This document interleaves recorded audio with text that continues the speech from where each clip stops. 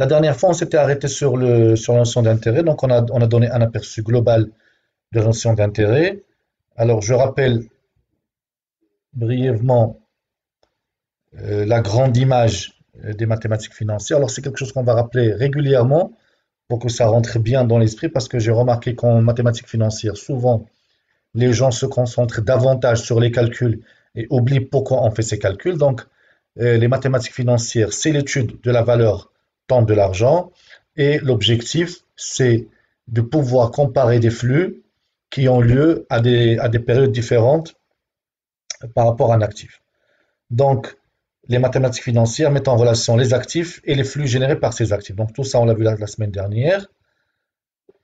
Alors, maintenant, on va attaquer directement la notion de taux d'intérêt. Alors, en matière d'intérêt, on distingue deux grandes familles d'intérêts. On a les intérêts simples et les intérêts composés. Alors, rappelons-nous également que les intérêts sont la rémunération d'un actif bien particulier qui est l'actif de taux ou les titres de créance ou les dettes. Et que le taux d'intérêt est le taux qui permet de comparer des flux différents à des périodes différentes par le mécanisme de l'escompte.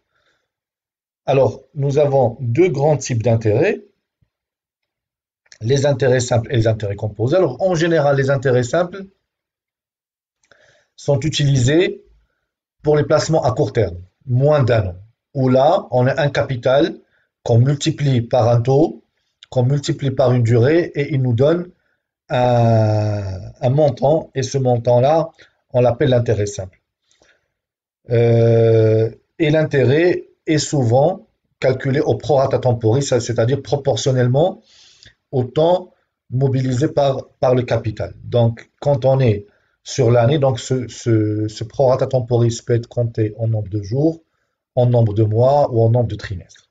Mais l'idée derrière, c'est qu'on va essayer de mesurer la durée pendant laquelle cet argent a été mobilisé et la rémunération qui est issue de cette durée.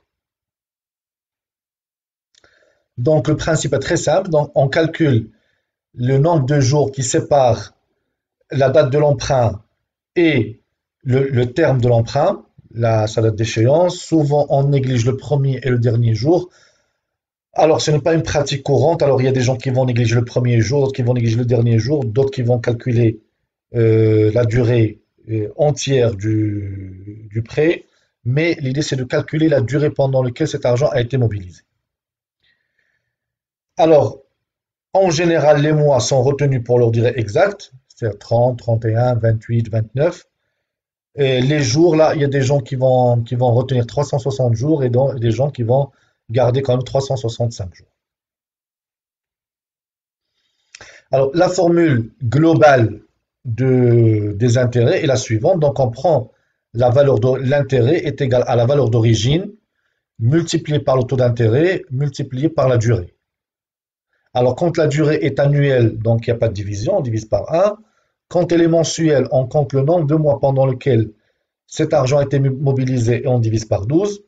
Quand ça a été mobilisé en plusieurs jours, donc là également, on prend le nombre de jours pendant lequel ce capital a été mobilisé et on divise soit par l'année commerciale 360, soit par l'année civile 365 jours. Ça dépend des auteurs et ça dépend des pratiques financières. Alors, on va prendre un exemple tout simple. Donc, nous avons un capital de 600 000, de 620 000, qui a été placé entre le 20 mai et le 25 septembre au taux de 4%. Et là, on va calculer très rapidement le montant de l'intérêt produit par ce capital. Donc, voilà. Donc, on commence déjà par calculer le nombre de jours pendant lequel ce capital a été mobilisé. Donc, on commence toujours par, nous sommes le 20 mai, donc on prend le dernier jour du mois, duquel on déduit le jour à partir duquel on commençait à courir ses intérêts. Donc, en l'occurrence, là, le mois de mai est un mois de 31 jours, desquels on va enlever la durée, c'est-à-dire le 20 mai, et puis on va additionner les jours des autres mois. Donc, 30 jours pour juin, 31 jours pour juillet, 31 jours pour août et 25 jours pour septembre. Et le total ici nous donne 128 jours. Et donc, du coup, on prendra le capital, 620 000, qu'on multipliera par le taux, 4%, qu'on multipliera par 128, divisé par 360. Donc là, on est sur une fraction de l'année, comptée en nombre de jours. Donc l'élément le plus approprié ici, c'est le compte en nombre de jours. Et donc là, on a 8817,78. Maintenant, si on veut connaître la valeur acquise à la fin de la période, donc on va ajouter les 620 000 au 8817,78 pour avoir le capital acquis au terme de la période. Et donc cette opération est l'opération de calcul des intérêts simples. Donc c'est en général extrêmement facile. Souvent, c'est utilisé pour, comme on a dit, pour les crédits inférieurs à une année, notamment les facilités de caisse, les découverts, certains placements à très court terme. Donc là, on calcule l'intérêt d'une manière simple, puisqu'il n'y a pas de capitalisation des intérêts. Donc là également, on va essayer de calculer la valeur acquise d'un capital de 315 000 placé à 8% pendant 7 mois. Alors, le taux d'intérêt est toujours exprimé annuellement, sauf quand vous avez une indication contraire. Et donc là, l'intérêt produit est toujours le même. Donc ici, on va compter en mois, puisqu'on a 7 mois. Donc 315 fois 8% fois 7 sur 12, ça nous donne 14 700. Et donc la valeur acquise par ce capital au terme des 7 mois sont les 315 000 plus 14 700, donc ce qui nous donne 327 700. Ensuite, on passe aux intérêts composés. Alors, les intérêts composés sont l'âme des mathématiques financières. Et donc, leur principe est extrêmement simple, mais ce qu'il produit est extrêmement puissant. Alors, les intérêts simples, qu'est-ce qu'on a dit? Un capital, on le place à une certaine période et il nous donne un intérêt qu'on ajoute au capital et on a une valeur acquise. L'intérêt composé commence là où s'arrêtent les intérêts simples. En d'autres termes, le capital acquis à la fin de la période de placement en intérêt simple, le capital initial plus les intérêts deviennent le nouveau capital qu'on va placer au taux d'intérêt. Donc à chaque fois, on reprend les intérêts de la période précédente, on les ajoute au capital et on capitalise. Donc c'est ça la différence entre les intérêts simples et les intérêts composés, c'est que les intérêts composés, à chaque fois l'intérêt produit devient une partie du capital. Et cette partie du capital est réinjectée et elle commence à produire elle-même de nouveaux intérêts. Et dans ce cas, on introduit le premier concept important en mathématiques financières, c'est le concept de capitalisation. Rappelons-nous en introduction de ce cours, on a vu la notion de capitalisation et d'actualisation. Donc aujourd'hui, on va détailler cette notion de capitalisation. Alors on avait dit, rappelez-vous, que la capitalisation me permet de connaître la valeur future d'un placement que je vais effectuer aujourd'hui.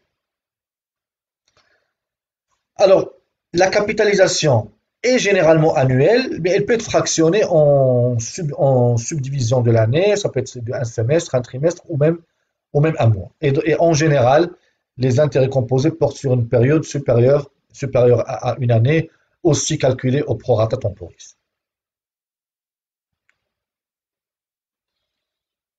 Donc voilà le principe. Et donc, les intérêts composés concernent les opérations financières de long terme. Tout ce qui est émission obligataire, tout ce qui est un crédit bancaire, une assurance vie, un placement dans un produit auto, et ainsi de suite. Dès qu'on est sur le long terme, c'est-à-dire une période supérieure à une année, nous sommes en intérêt composé. Alors voilà, ce tableau détaille le mécanisme. Donc on commence en V0. Donc V0, nous avons un capital. Ce capital, on va le placer à un certain taux et il va produire un intérêt. Donc, la période suivante, on va prendre le capital V0 auquel on va ajouter le capital V0 plus le taux d'intérêt. Et donc, on va ajouter le capital à l'intérêt et ça deviendra notre nouveau capital, c'est-à-dire égal V0 multiplié par 1 plus plus I. I étant le taux d'intérêt. Alors, ce V0 fois 1 plus I, c'est le montant qu'on va récupérer la période suivante. Et il deviendra le nouveau capital.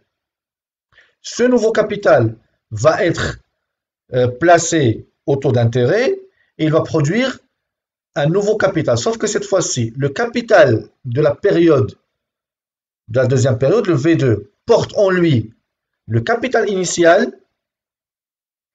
plus le capital de la première période et le taux de la première période, l'intérêt de la première période, plus le taux de la deuxième période et l'intérêt de la deuxième période. Et ainsi de suite, jusqu'à la énième période où le terme du placement ou du crédit, et auquel cas, on va avoir en N la valeur V0 fois 1 plus I à la puissance N. Et donc, la formule générale de capitalisation nous donne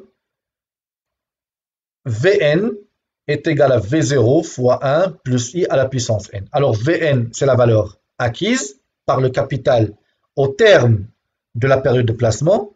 Le V0, c'est le capital début ou le capital initial. Le I est le taux d'intérêt et le N est la durée pendant laquelle ce capital a été placé. Et naturellement, quand on veut calculer l'intérêt, donc on soustrait de la valeur finale, la valeur initiale, et on a l'intérêt en valeur. Donc ça, c'est le concept de valeur d'intérêt composé. Alors les intérêts composés, encore une fois, le capital produit un revenu qu'est l'intérêt, et ce revenu-là plus le capital placé deviennent le capital de la période suivante. Cette période suivante, on va produire un intérêt qui sera ajouté et ça va devenir le capital de la troisième période et ainsi de suite jusqu'à la énième période. Et donc la énième période va correspondre au taux d'intérêt, au capital placé au début, multiplié par 1 plus le taux d'intérêt, le taux à la puissance n. Et donc, le fait que nous ayons une puissance en durée montre à quel point ces intérêts peuvent faire l'effet d'une boule de neige. Mais la logique financière, rappelons-nous, et on l'avait déjà expliqué, c'est que la banque ou l'investisseur ne vous prête pas le capital sur la durée. Il vous le prête annuellement. Et vous le reprête à la fin de chaque année. Et ainsi de suite. Alors, de cette formule, celle-là, en page 26, on peut déduire les formules de ces éléments qui la composent. Notamment, si on veut connaître le I directement à partir de cette formule, donc on le calcule de la manière suivante. Donc I est la racine énième de la valeur acquise sur la valeur initiale, le tout moins 1. Et si on veut obtenir la durée directement de la formule initiale, donc là on va recourir à la fonction logarithme népérien, et donc on va avoir le ln de la valeur acquise sur la valeur initiale, le tout divisé par ln 1 plus. Et donc là, on n'a pas besoin de faire beaucoup de démonstrations, vous prenez la formule telle qu'elle et vous l'appliquez, vous allez voir, celle-là, elle vous donne la durée directement, celle-là, elle vous donne le taux d'intérêt, et celle-là, elle vous donne la valeur acquise d'un capital placé à un taux d'intérêt I pendant une période.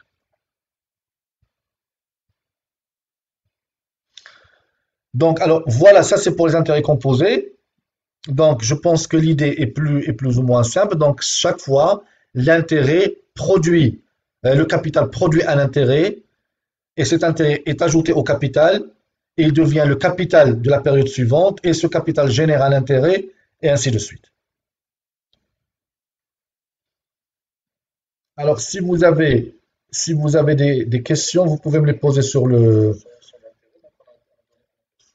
live, et, et ça me fera plaisir de vous y répondre.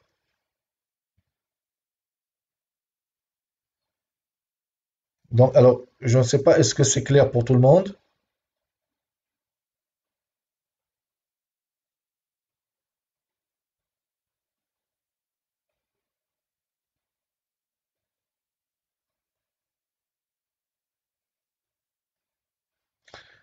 Alors maintenant, si c'est clair pour tout le monde et qu'on n'a pas de questions, on va passer au taux proportionnel et au taux équivalent.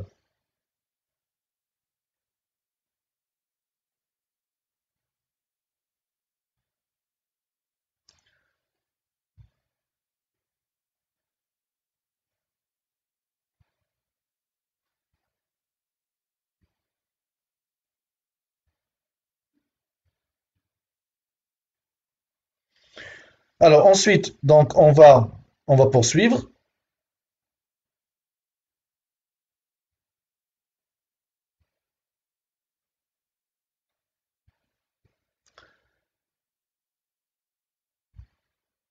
Alors ensuite, nous avons,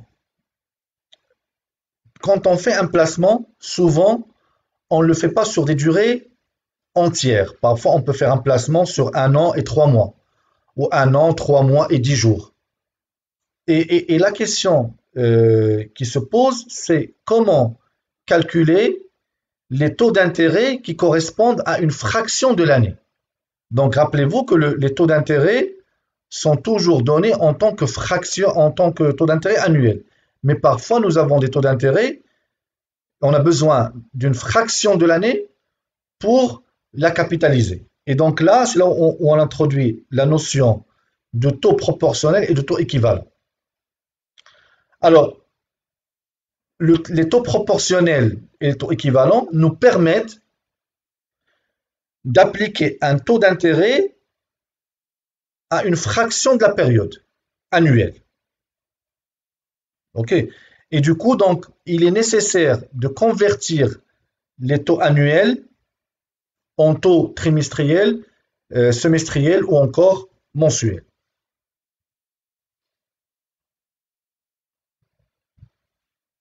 Alors, les taux proportionnels sont très simples à calculer. Donc, ici, qu'est-ce qu'on fait? On prend le taux annuel qu'on divise par le nombre de périodes. Par exemple, quand on veut avoir le taux proportionnel mensuel, on divise par 2. Quand on veut le trimestriel, on divise par 4. Et quand on veut le semestriel, on divise par 2. Et ça nous donne notre taux.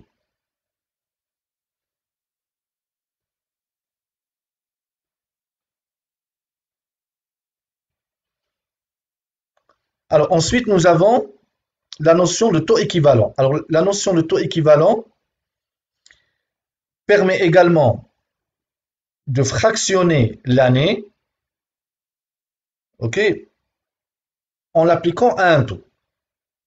Et donc ici, qu'est-ce que nous avons? Donc, des taux dits équivalents si pour une même durée de placement, ils conduisent à une même valeur acquise à intérêt composé. Alors ici, ce qu'il faut retenir, c'est que la méthode des taux proportionnels n'est pas aussi précise que la méthode des taux équivalents. Les taux équivalents donnent une valeur beaucoup plus précise et ils sont plus rigoureux mathématiquement.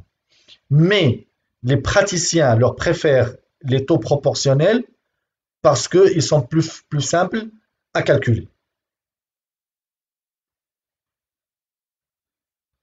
Et donc là, si on veut convertir les taux annuels en taux, si on veut en taux semestriel équivalent, trimestriel équivalent ou mensuel équivalent, donc on applique les formules suivantes. Donc que vous voyez tous. Voilà. Donc 1 plus le taux d'intérêt annuel à la puissance 1 sur 2, le taux moins 1, et ça nous donne le taux semestriel. Pour le trimestriel, on fait 1 plus sur 4, et pour le mensuel, on fait 1 sur 2. Alors là, on va prendre un exemple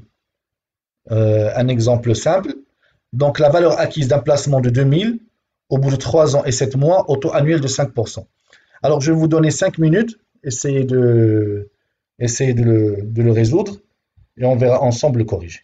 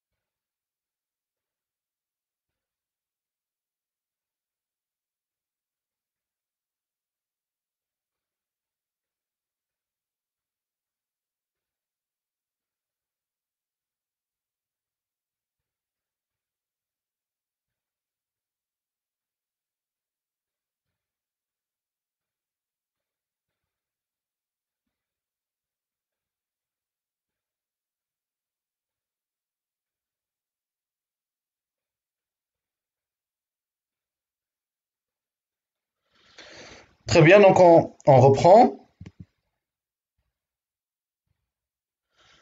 Alors, nous avons deux manières de calculer. Alors, soit le taux proportionnel, soit le taux équivalent. Alors, pour le taux proportionnel, donc on va capitaliser à 3% pendant 3 ans, et puis à, à 5% fois 7 sur 12 sur la période qui reste.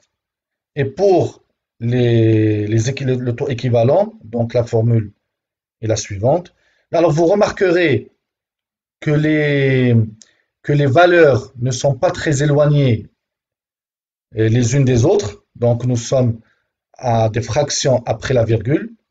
C'est vrai que les taux équivalents sont beaucoup plus précis, mais compte tenu du fait qu'il n'y a pas beaucoup de différence entre les taux équivalents et les taux proportionnels, et que les taux proportionnels sont beaucoup plus faciles à calculer, donc du coup, les praticiens préfèrent l'utilisation de la formule des taux proportionnels.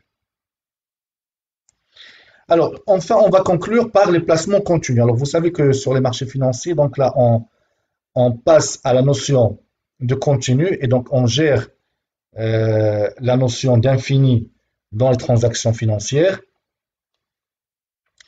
Et les placements continus reviennent à calculer une durée de placement tellement petite qu'elle devient presque continue. Là, on peut calculer en secondes, en minutes, en secondes, mais ça devient tellement une fraction de la durée que pratiquement on est en temps continu. Et donc l'idée ici, c'est de calculer les taux pour ces périodes. Parfois, on est sur le marché financier, parfois on peut calculer en heures, en minutes et parfois même en secondes. Et donc là, on passe de l'univers du continu à l'univers de l'univers du discontinu à l'univers du continu.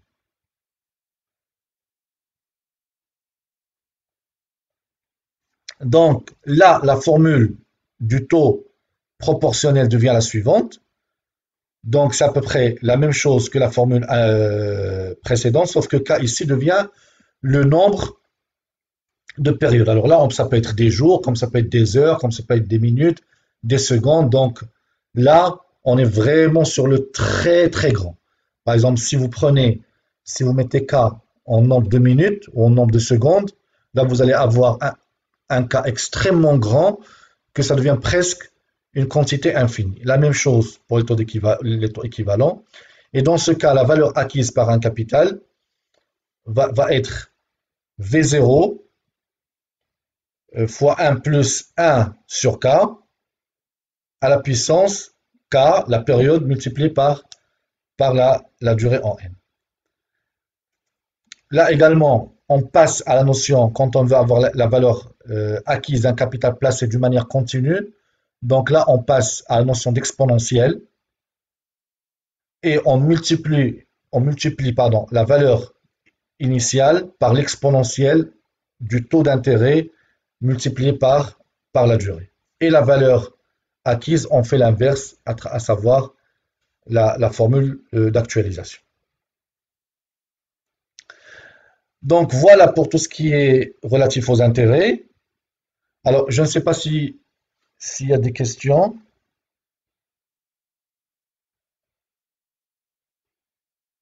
Alors, je vais dans le live. Je vais voir s'il y a des questions.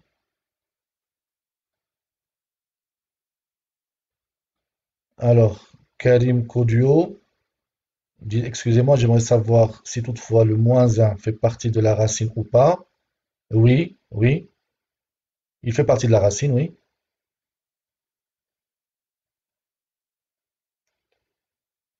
Très bien. Alors, si vous n'avez pas de questions, je vous remercie pour votre attention et à la semaine prochaine.